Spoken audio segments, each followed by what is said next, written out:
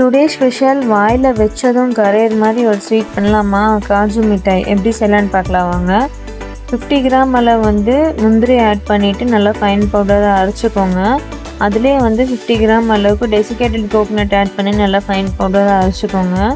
இப்போ 50 கிராம் அளவு sugar add பண்ணி நல்லா ஃபைன் பவுடரை அரைச்சி அந்த பவுல்லே ஆட் பண்ணிக்கோங்க. இப்போ 50 கிராம் மில்க் பவுடர் ஆட் பண்ணிக்கோங்க. ஆட் பண்ணிவிட்டு நல்லா மிக்ஸ் பண்ணிக்கலாங்க.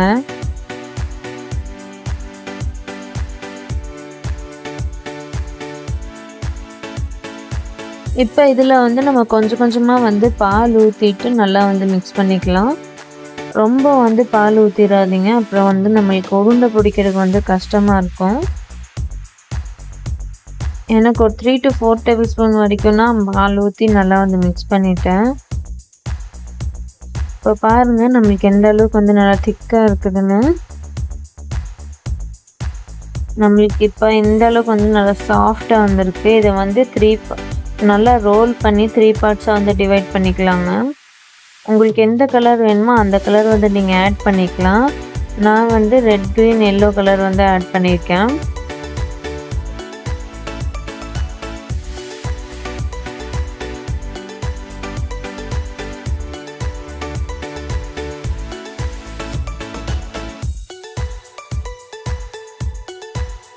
இப்போ இந்த 3 பால்ஸ்லேயே கொஞ்சம் கொஞ்சமாக சின்ன சின்ன பால்ஸை பிடிச்சிட்டு தட்டி வச்சுக்கலாம்.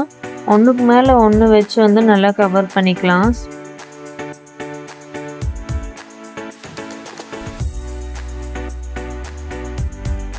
இப்போ பாருங்கள் நம்ம ஒன்றுக்கு மேலே ஒன்று வச்சு நல்லா கவர் பண்ணுறோம்.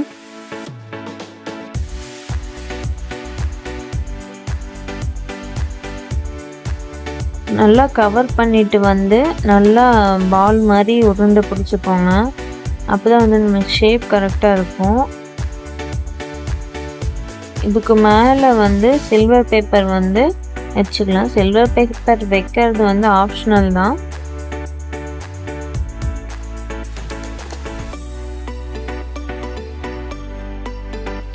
இப்போ நம்ம இந்த ஸ்வீட்டை 4 கட் பண்ணிக்கலாங்க.